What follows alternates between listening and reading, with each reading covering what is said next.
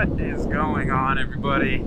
As you guys can probably tell just by looking around, spooky season is upon us. Now, if you guys watched last video, you're probably asking, why is this not a helmet review? I don't see a icon in front of you. That's because stuff happens. I wasn't able to film the helmet review this week just because I got a lot of other stuff going on in my office. It is not able to be used right now. But I thought I'd bring you guys a different kind of video. One that I had thought about making for a while and figured why not make it today. This one's kind of more aimed towards new riders or people who are looking into getting riding. As you guys can probably tell by the title, I'm going to talk about whether riding a bike or getting into riding a bike is actually scarier if it's intimidating. I know a lot of people, it's intimidating just to go into a dealership and sit on a bike, never mind actually getting on it and starting to learn the basics.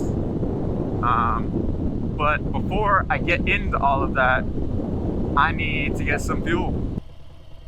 Alright, now that we got fuel, and I noticed that because of the spooky weather, I may not be able to use this video. It's immediately building up moisture on the camera.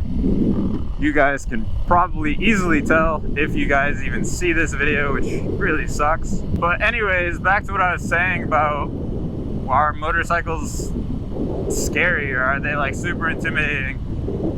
I guess the first thing to say is it's going to be all based off your personality. Whether your personality is like a get out there and go get them and you're fearless, or if you are on the more timid side of things and you realize what you're actually getting into. And it's kind of something that you as a person need to essentially get over yourself and really think about, like, are you going to be intimidated by something that in all reality could easily kill you? And that's not to deter anyone. Obviously I'm on this, and it's not that I'm like this fearless, I don't care about dying type guy. It's just that I weighed my pros and cons and decided that this would be what I wanted to do the most, that I really wanted to get into bike riding. I've wanted to do it since I was a little kid, and as soon as I got the chance to be able to afford one, I took it.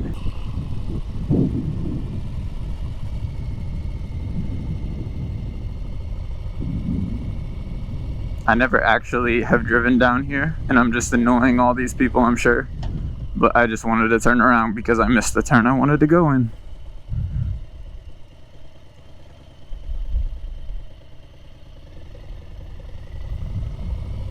It's not a bad little neighborhood.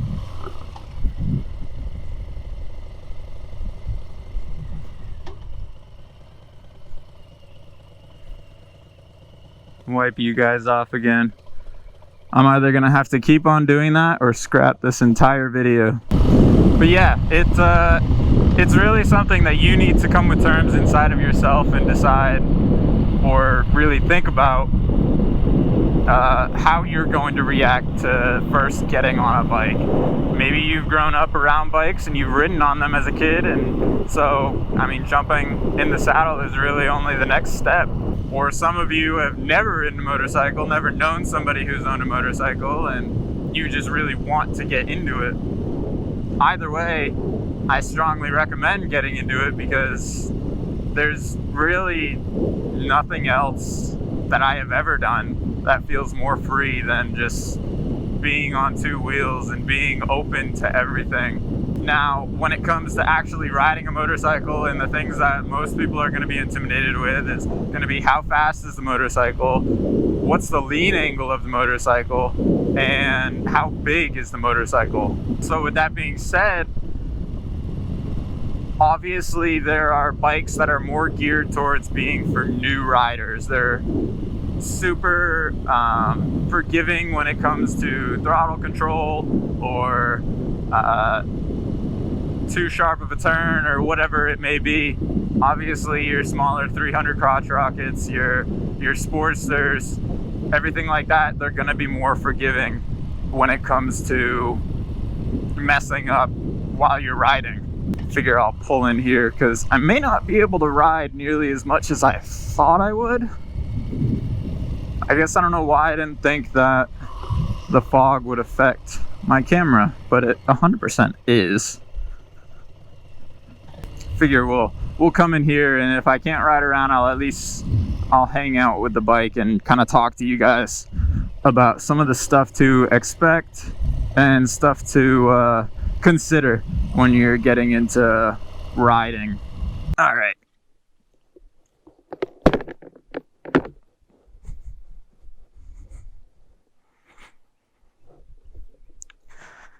So basically some of the stuff I would expect, or I would tell somebody who is wanting to get into a bike or is thinking about it, is essentially you need to think of what style bike you want. Do you want a cruiser? Do you want a crotch rocket? Do you want a naked? You got to do your research and decide what bike is going to be the best for you. The next big step I would say is going to be going into a dealership and actually sitting down and trying out these bikes and sitting on them, figuring out what's going to work best for your height, your size, whatever it may be. I don't know why I'm out of breath. You guys can probably easily tell in the way I'm talking. But no, the big thing is really finding a bike that's going to suit you the best, and finding a bike that's going to match your personality and the way you're going to ride it and treat it. A lot of people are going to say, don't buy a new bike for your first bike, or look at the used market because you're going to drop it and you're going to beat on it. And that's not necessarily true. The bike it's going to stay in the condition you want it to if you're careful enough. If you're kind of too gung-ho on getting on the bike and going outside of your limit, then you're going to end up probably dropping it. Or if you're not thinking about what you're doing, then you'll probably end up dropping it for that reason. Like for this bike, I dropped it twice, and once was completely my fault. I went outside of my range. I was driving out of a driveway and went over this little brick path, and one of the bricks ended up moving on me, and I ended up losing my balance and the bike dropped. The second time was another dumb mistake on my behalf, and I had put it in neutral because I was just getting off the bike to go grab something from the house and come back out. Well, I didn't think about it, but not only was the driveway gravel, but it was also at a very, very slight downward angle. So the bike ended up rolling forward, which kicked the kickstand back and completely fell. And I ended up having to replace some things. I actually still have a little bit of damage from it on my derby cover right here. These scratches are from falling over and scratching it up. It ended up bending the original lever like 90 degrees and was a complete mess, and it ruined my day because the bike was almost brand new at that point, and I already had ruined it because of a dumb mistake. That was completely my fault. It wasn't just luck of the draw. I should have thought about what I was doing, and it caused the bike to tip over. The next big step is going to be really understanding yourself and knowing what your limits are as a rider. Obviously, as a new rider, you're not going to you shouldn't be doing over 100 friggin' taking the tightest corners and trying to be a friggin' racer with it. But a lot of things you'll see are exactly that, taking a corner way too fast, and you either end up not being able to hit the lean angle you need to hit and you just go straight off the corner, or slow speed maneuverability. That one's a super challenging one for a lot of people, just because you really feel the weight of the bike in when you're going slow versus when you're going fast. And that's what causes people to drop it, because they don't expect a bike to feel as heavy as it does, especially in the cruiser lineup, because cruisers are just known to be genuinely heavy bikes compared to a crotch rocket or some sort of Street Fighter or Naked series. But on a different topic, I don't know if I've spoken about it with you guys or not. I thought I did, but I don't remember seeing any footage of it. I might have not recorded it. But as you guys have probably been able to see, all right here and all across my engine light, look at that, that's bad, is oil. And I think some of you guys are probably a lot more versed in Harleys than I am.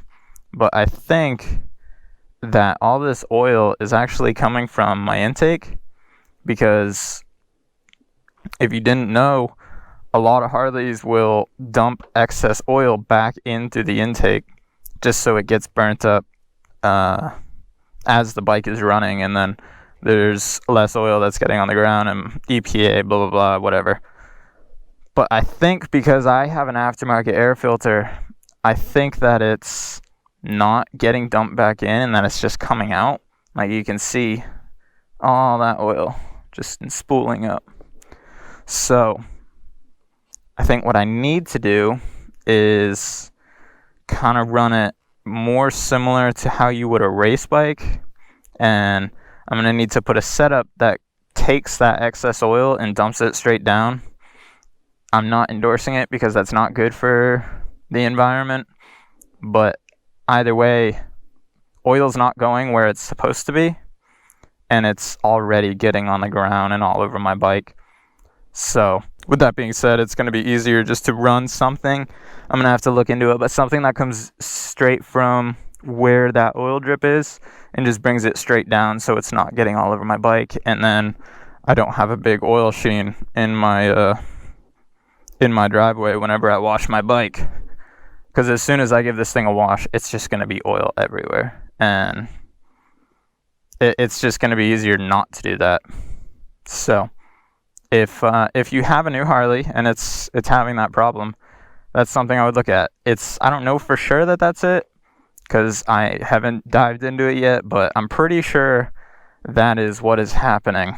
So I guess that's one more thing to think about if you do plan on getting a new Harley, is excess oil they dump back into your intake so it burns off. However, it's not working on mine and it's just making a mess of my bike. I guess the next big step would be, if you know somebody who owns a bike near you and isn't a complete garbage driver, then I would genuinely seek out their help and assistance with learning some of the ropes. You can watch a million YouTube videos, but at the end of the day, nothing's going to be the same as actually getting on the bike. Nothing's going to prepare you for getting on the bike other than getting on the bike. Definitely a lot of people underestimate how heavy a bike actually feels between your legs, where now I've been riding this bike for a while and it literally feels like nothing. Whereas when you first get on a bike and you stand it up for the first time, it doesn't feel crazy light. The only bike I have ever gotten on and was like, wow, I could literally pick this up and move it, was the Grom.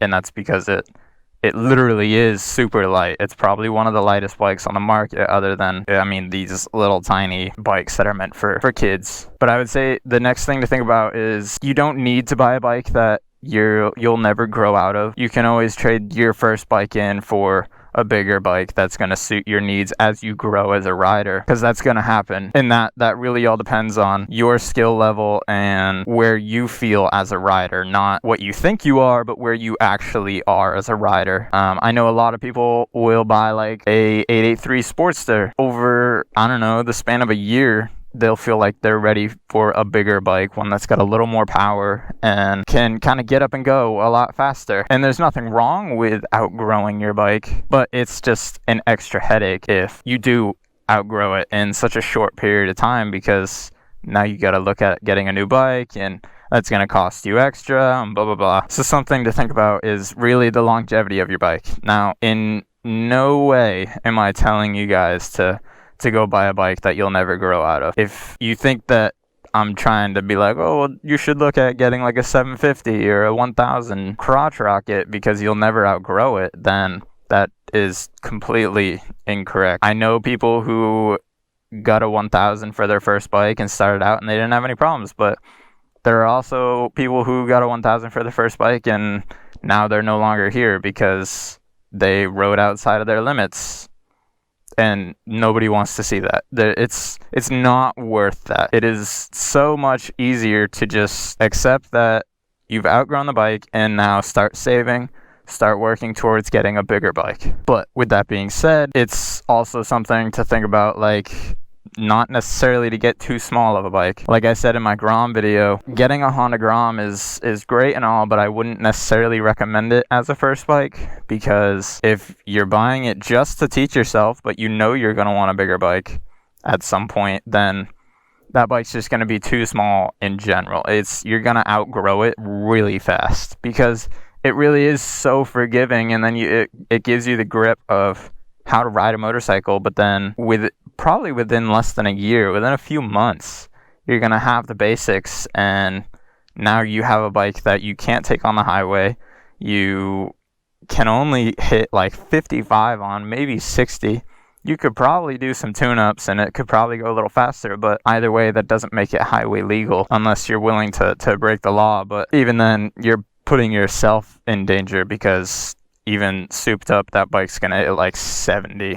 So if all the other cars are going 75 to 80, because that's just how people ride on the highway, then you're just putting yourself in danger, and it's not worth that. So I would personally say that the smallest you should get is at least a 300 crotch rocket or something pretty close to that. Harley wise, most people already know the smallest bike they make is the 883, and that bike is a perfect starter bike. If you're looking to get into the cruiser world, it is the perfect starter bike. And I know plenty of people who buy an 883 and that's their forever bike. They don't want to trade it in. They don't want to get a bigger one, because the other thing with Harleys specifically is there's so many engine upgrades that you can do to make an 883 up to a 1250, and now you're talking a bike that'll go faster than most Softails. So it's kind of something to also think about. Like, if you're super into customization, or you really want to be able to change the bike as you grow with it, then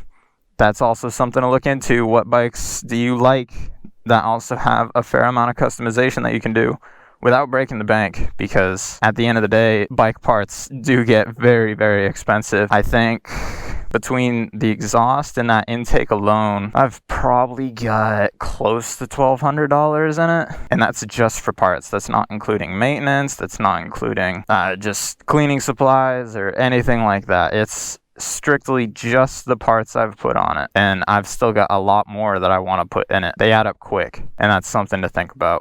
But as for choices, I'll put some of my top recommendations down in the description below.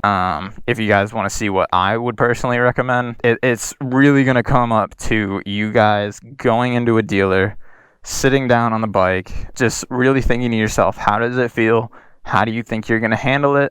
Just if you're intimidated by it or you're scared of it, but you know that it's going to be a good fit, then it really just comes down to you, like, essentially just biting the bullet and getting on the bike, go to an open parking lot and practice. Just get better. I know most states, if not all, you can go to the DMV. All you got to do is take the written test, and they'll give you a learner's permit, and they'll have all the rules that you guys can do for that. But it gives you the right to drive on the roadway without having an actual motorcycle license. And that is like all you truly, truly need to teach yourself how to ride a motorcycle. Now, of course, I'm going to recommend taking a class if you guys know literally nothing about riding a motorcycle or an ATV or anything that kind of runs similar to how a bike runs. Oh, she looks so good. Kind of, sort of. There's a lot of stuff I still want to do to her, and to really make her what I want. But she looks pretty good, if I do say so myself. I know a lot of people aren't a big fan of how I took the heat shields off my exhaust. You don't see it done very often, so I did it, and I don't mind the bronze look. I don't hate it. I wouldn't mind getting an exhaust that's meant to be exposed and be seen, because it's designed to look a little better like that. But that'll do for now. And I like the sound of those S&S 2-to-1-to-2 exhausts. They sound good, and from what I've experienced, they've worked really good. And for those that don't understand what a 2-to-1-to-2 is, basically every bike starts as a 2, or just about every bike starts as a 2, because you got 2 exhaust ports. And then a lot of people who are going for power will add a 2-to-1, because it does add more power and it helps your bike produce more power. But what this one does is comes from 2 into here, and this little spot that's welded on actually creates 1, and that's where my 2-to-1 comes in, and I'll get more power out of this engine. And then because I really like the sound of 2-to-2 pipes better than I do 2-to-1, this will come back out as a 2 to create the sound that I love as a 2-to-2 exhaust, but gives me the power of a 2-to-1.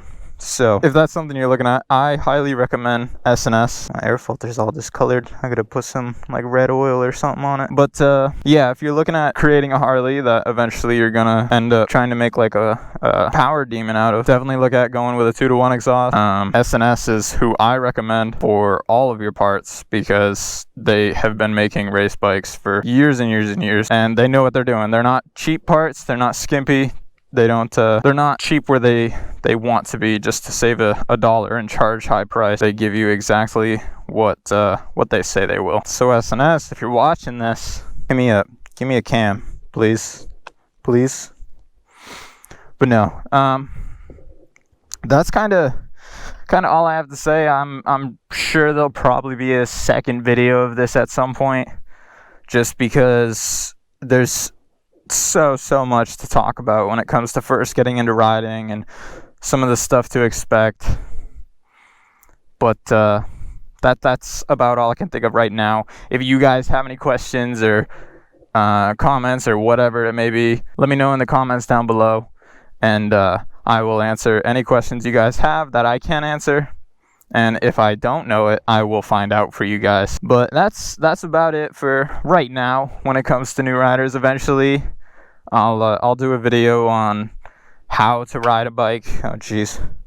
On how to ride a bike and clutch work and understanding your gears, understanding your rev limits and all that. But that's to come. Right now, things are getting pretty busy for me, and I'm kind of getting a lot of stuff rolling at one time. So as of right now, I should be able to make videos for the next few weeks. But we'll see. Like I said, I'm gonna let you guys know as soon as anything big starts happening. I'll let all you guys know, and that way, if a video is not there one week, you'll know exactly why. But for now, if you like this type of stuff and you have any more questions or you want to know more, hit me up in the comments down below. If you enjoy this type of content and you do want to see more of anything that I do, don't forget to hit that subscribe button and hit that bell icon. If you want to reach out to me or see what I'm up to on a regular basis, you can reach me over on Instagram and Facebook. Links will be down in the description below. Until next week, I will see you guys in the next video. Later.